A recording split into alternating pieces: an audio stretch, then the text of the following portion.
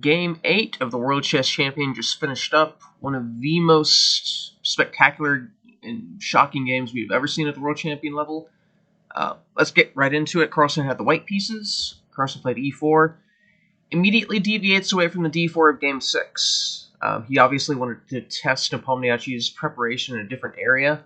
The fact that Carlsen can play essentially any opening at any time makes him incredibly difficult to prepare for.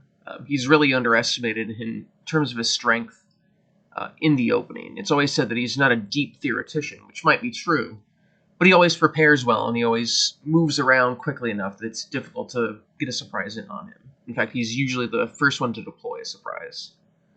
Nepomniachtchi sticks with e5, and sticks with the Russian game, also called the Petroff. Here, Carlsen's the first one to deviate. We see d4. Of course, last time we saw the Petroff in the match, we saw knight xe5, which is typically the main move. Knight c3 is actually the second most played when you look at just after knight xe5. Obviously, headed for a 4 knights. In my opinion, it's a little bit more interesting than the mainline Petroff. If you're looking for something that weirdly imbalances white, a3 is the Gunsberg. More or less, it's a waiting move. It's not super duper great. The main idea is if black plays bishop c5, you get this fork trick in, and this fork trick is sort of fundamental to any e4, e5 opening. White's better here. But if black just takes to the center, it's just a reverse Scotch 4 knights with this useless a3 move in. This is even. The better idea for white here is to just stay within the standard 4 knights. So, but in the game we saw d4, knight xe4. That's been settled on as a main line. Ex-d4 is also seen. We saw this a couple times in a Kasparov-Karpov match from 1990. But white's always scored incredibly well from here. The knight on d6 actually plugs up black's development pretty badly. The fact that this bishop is forced to settle for e7, and then white can always collect the bishop pair with a move like knight d5. And again, the fact that the knight's on d6 makes that move possible. Knight xe4 is seen to be preferred by black nowadays. Bishop d3, d5, that's the main move. I have to speak up for knight c6. This is the brainchild of Jakub Muri, incredibly creative Israeli grandmaster. The idea is that black is getting his piece back. So dxc5 is the main move nowadays. The point is, if white takes an e4, d5, and black's getting the piece back immediately. g5. And there's no way for white to hold on to the piece. Black is doing okay here. Or if white plays this, knight c5. Now that knight c5 move is harassing this bishop on d3, so white has to move again. That gives black time to hit back at the center. And black will be able to defuse white's piece initiative after knight c5. Probably the best move is f6. And then we're going to follow that up with bishop e6 to hit this strong bishop on c4. Black looks okay here. So, knight xe5, knight d7. When I was watching this game live, I sort of took a deep breath of disappointments. Because when you see a move like this in an opening like the Petroff, you tend to start to think of which video game you'll be playing in the next hour or so. This should be a presage to liquidation. Knight d2, and of course this is very symmetrical. Now the symmetry is a little bit deceptive, because here the symmetry has to be broken. So if black continues the symmetry, this is losing, or virtually losing. So queen h5, of course, queen h4 is not available to continue the symmetry, so black has to respond to the mate threat. And here white has a humongous advantage. Blocking the mate threat has caused these huge weaknesses on the king side in the center. Nepomniachtchi played h5, which, when you look at this without an engine, you think this is being played in a bullet game somewhere on Lichess by a 2200. But when you look at this with the engine, surprise, surprise, this is one of the first recommendations of Stockfish. To those that say modern chess is dying, I present to you this exhibit of a crazy move like this needing to be taken seriously. Chess is inexhaustible. But there's actually a certain amount of logic to this move. So white is threatening queen h5 here, and in fact, if black plays solid, queen h5 is still the main threat for white. Now, black is still okay here, but the fact that the queen can get to h5 gives white some aggressive options he doesn't have otherwise. So playing h5 actually prevents some of white's activity, because queen h5 isn't an option anymore. Now, black has to be willing to lose the project of castling in exchange. But it's sort of worth it in this position, and with these bishops pointed towards the king side, it would have been dangerous to castle anyways. So h5, a very creative move. I mean, obviously this had to be preparation. Queen e1 check. This is a very oblique and indirect move, but it has a certain amount of logic to it. So the queen e1 check obviously hits the king in the e-file, but it prepares bishop b4, trading this bad bishop for that good bishop. When you see the way the central pawns are aligned, that's black's good bishop, because his central pawn is on a white square. This is white's bad bishop, because his central pawn is on a dark square. So theoretically, trading those two pieces off with bishop b4 slightly favors white's. The downside is that it should be taking queens and a set of minor pieces off the board, which should lead to a draw pretty quickly. Rook e1 was poo-pooed a little bit during the broadcast by the commentary team. I'm not sure that's completely justified, but I'm not sure white gets a lot either. And this looks pretty darn equal. I mean, the king in f8 is not a weakness at all. Queen f3 looks a little bit more justified. It's also looking to trade off the dark square bishop f4, which is a little bit more aggressive way of achieving that goal. Bishop e6, g3, let's say h4. This is one way the line could go. In a pawn break like this, and we see this pawn break later in the game, this is really what white has to look towards to exploit the imbalances in the position. If it just stays a symmetrical pawn structure, it's much harder to take advantage of the imbalances. Let's say c6, and something like this. And this would actually be an endgame where white has a little bit of something to work with here. The f-pawns are doubled. The king being stuck in the center is actually a little bit of a demerit for black. This is a little bit of something for white to work with. But the queen e1 played in the game, it's very much a Carlsen move. It keeps control of the position and looks to make a little bit of a positional game, and it doesn't burn any bridges at all. King f8. This is not necessarily bad, but this is extremely risky, and I think it shows entirely the wrong mindset from Nepomniachtchi. Queen e7 is both subjectively and objectively stronger, I think. Objectively, I think it's a better move. But subjectively, I think it's a much, much better choice, because a point down with black in a world championship match in this sort of completely dry position, that's not the time when you need to be making miracles. There's plenty of games left. Nepomniachtchi doesn't have to force himself to start forcing water from a stone. Queen e7, just get the queens off, get on to the next game. One way this could go. And quickly get to the rest day, recuperate, and get your preparation focused for your next white game. I mean, that said, though, people have been clamoring for more interesting chess, so I guess we can't complain too much when we see that interesting chess. Now, I wasn't one of those people complaining, because I think they don't owe us anything, and it's up to them to just play correctly. So this is interesting, but it's certainly much riskier, as we will see. Bishop e4. So this was the whole point of queen e1, get those bishops off the board. Queen d2. And it's more or less symmetrical, except white's king is a little bit safer. This pawn on h5 is a little bit of a sore thumb, and white's bishop is better than black's bishop. So those little factors add up to white having a bit of a nod here. It's nothing dramatic, but it's exactly that sort of advantage that Carlsen is so amazing at taking advantage of. Challenge for the e-file. Rook h6. This is the first real mistake. This just hangs this rook out here to dry, where it really isn't doing all that much. And in fact, it becomes difficult to justify that position later in the game. I would just want to trade material off. I mean, we're looking for a draw here as black.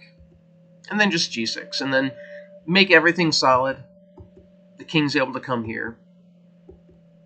And then c6, defend the d-pawn, and then rook e8 is going to come next move.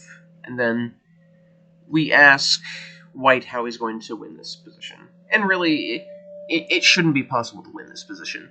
White has a symbolic advantage. He's got this slightly better bishop, and he has a little bit of a grip on the dark squares. Those should not be nearly enough to get a win at all. But white can maneuver for a while and ask black some questions. But rook h6 just completely misplaces this rook. There's no justification for it. And again, on social media, I said that Nepomniachtchi was playing in a very glib fashion. He was playing these moves very quickly, too. I mean, the h5, the rook h6, this is not typically the chess that you see in a world championship level. I think it just showed a completely wrong mindset for Nepomniachtchi. He wasn't thinking about the right things. He was looking to draw water from a stone here, in a position where he just needs to get a draw and get on to the next game. Queen g5, so the queen, that's the most active post for the queen, pressure that sore thumb and h5. And now rook e1, and now the difference between these two rooks looks especially egregious now. And then you add that to the fact white's slightly better bishop, the sore thumb and h5, now possession of the e-file as well. That's another arrow added to the positional quiver of advantages white has. White's advantage is getting very serious now. Queen e3, queen g3 is stronger, and this is based on a quick tactical factor. So if the queen takes on d4, bishop f5 first. That prevents the rook from lifting over to block the e-file. Now we are threatening queen b8. It's probably this in-between move that Carlsen missed. Just bishop h3, just keep the tension. And then just queen b8, and the bishop on e8 is dropping. So taking on d4 is impossible, so black would need to challenge that queen. And then just rook e5 here. White just has a very nice advantage here. White's got, again, better bishop, better rook. We've got the sore thumb and h5 to attack. Black's king is a lot less safe than white's king. Just all these advantages adding up together. White's advantage has grown in the past 5 moves. This is a very nice position. Queen e3. White's advantage is still in place, but it's less than it should be. It allows black to recover. h3, I don't like this. I mean, I don't want to say I don't see the point, because you can make the outline of a point, but I think white is justified in at least trying to play for more. I started like f4 during the game.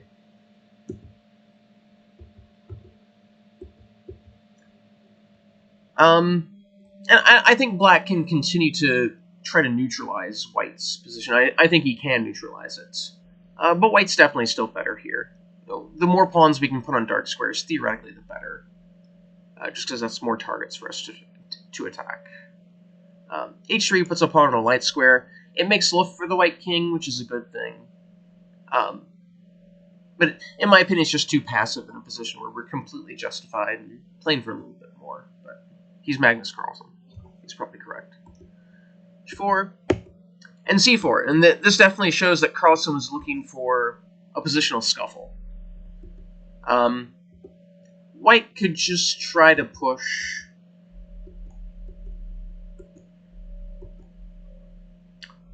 But white's completely neutralizing here.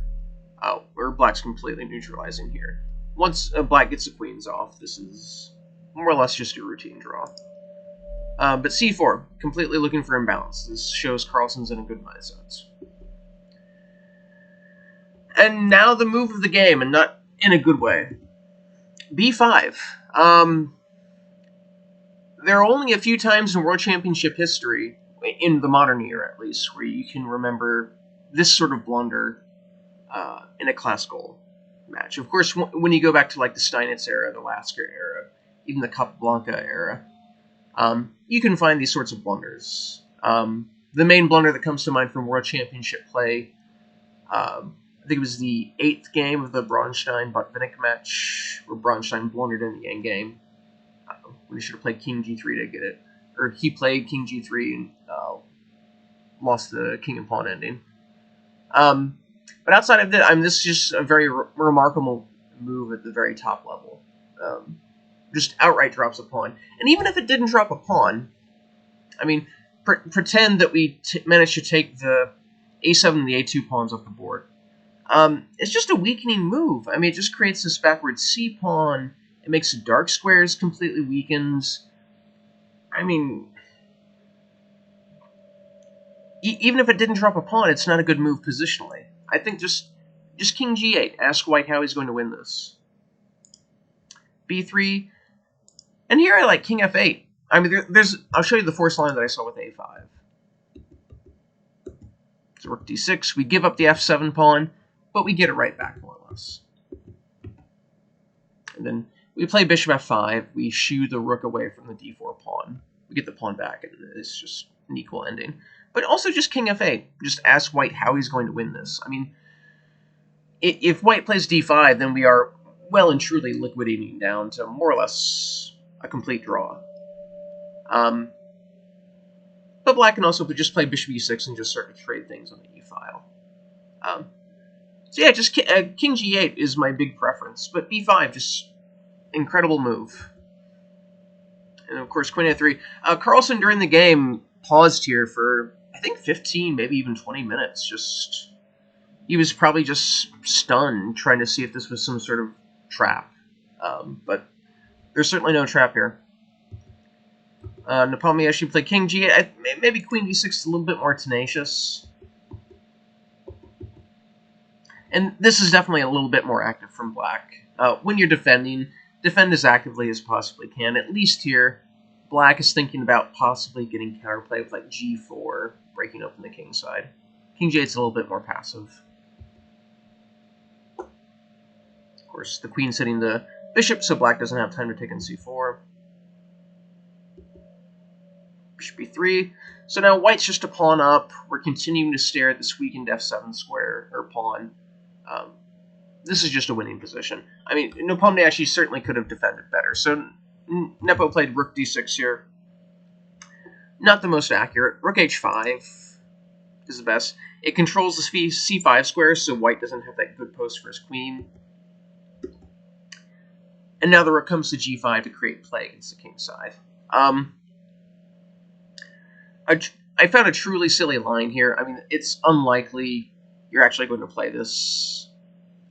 The human move here is to play Rook E3, where there's still actually quite a bit of work for White to do here. But F4 is the correct move. And then Queen C5. So the point is, on Bishop X H3, just Rook E7. And the threats against F7 are far more powerful than the threats against G2.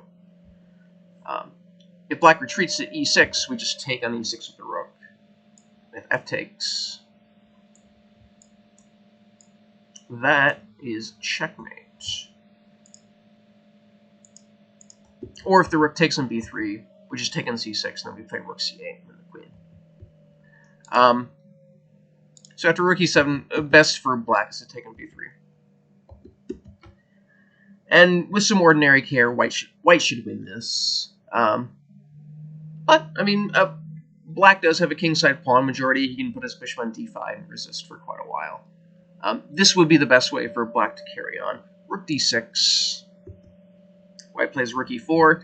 And now this rook can go to F4 to pressure F7. It's pressuring the weak H pawn. Very nice move for the rook. Bishop E6. If Black plays Rook F6, then just Queen C5. White has very simple threats here. He can play Queen G5 to win this pawn. He can play Rook E7 to pressure that pawn. He can play Queen E7 to force material off. It's just a winning position. Black shows Bishop E6. Some queen endings are complex, but this is not one of them. Black has so many pawn weaknesses. He's got a weak C pawn, weak E pawn, weak H pawn. I mean, once we win the C pawn, the B pawn is weak. Black's king is far more exposed than White's king. Even if White weren't up a pawn, he would have a huge advantage based on all that. But the fact that White's up a pawn along with this just means it's completely winning. So Queen A5, if Black plays Queen D7, there's a few different ways to win. My favorite. And then A4. This outside pass pawn is often a key in endings. Whenever you can make an outside pass pawn, it's usually a huge advantage.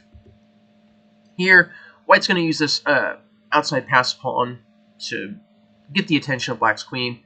And once the Black queen is over there helping to stop this pawn, White will just gobble up all the material on the other side of the board. It'll be completely winning.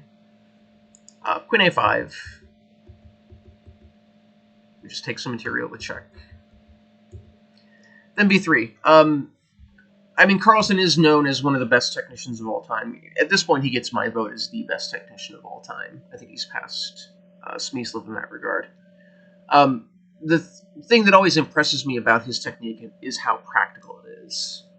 You never see him going for some needlessly ornate, complicated line. His technique is always incredibly common sense and straightforward. Here, B3 just forces Black to misplace his queen in the corner to win a pawn back.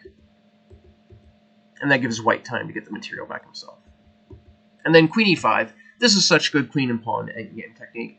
White just controls the checking diagonal to keep the White king safe while protecting this pawn and getting rid of shepherd off the board. That's perfect technique, which you would expect from Carlsen. The queen pins the pawn, so now if White plays that, of course that's tragic, but White just avoids that without any difficulty. And then Queen D3, just like a rook ending, White just puts the queen behind the pawn and gets ready to push it. To Queen C3, again, Carlsen's technique is always just so straightforward. He never goes for needlessly ornate lines. D5 does win.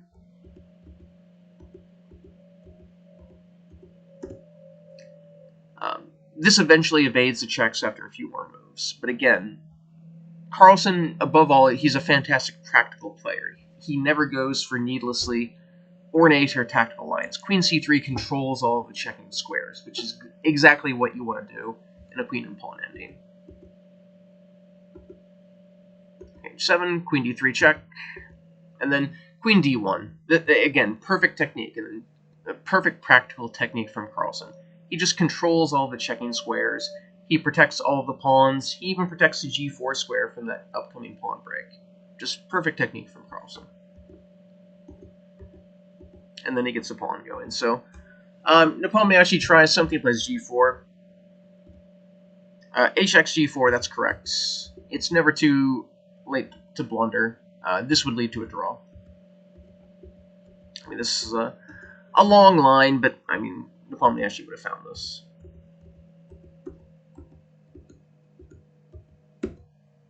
And a tragic draw, but Carlsen, of course, did not fall for this. He took on G4 with the pawn, keeping the queen in place to block the checks.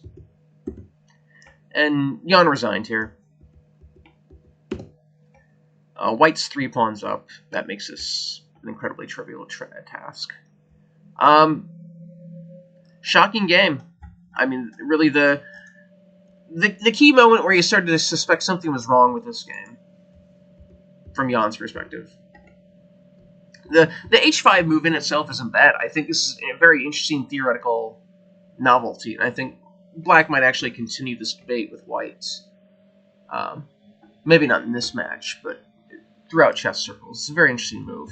But this King F8 move, I think, showed Nepomniachtchi was in exactly the wrong mindset. He wasn't looking at getting a quick draw with Black as a success, which, in normal top-level play, it is a success. So this artificial move, King F8, just continuing the game going, was extraordinarily dangerous. And then this Rook H6 move was incredibly glib, just completely misplacing the rook. But even after that, Black was able to get to more or less a normal position, but then Nepomniachtchi just insisted on trying to wring water from the proverbial stone, and here B5 is just a complete blunder, and after this, Nepomniachtchi didn't have a chance. Carlsen just converted the pawn without problems. So, shocking game. Carlsen's at 2 points now, which, with only 6 games left, you would think that would be sufficient, but I think we will see a Nepomniachtchi with all of the safety valves off, so we're sure to see some exciting chess. Tomorrow will be a rest day, and then the day after that we will see Nepomniachtchi with the white pieces, so we'll see you then.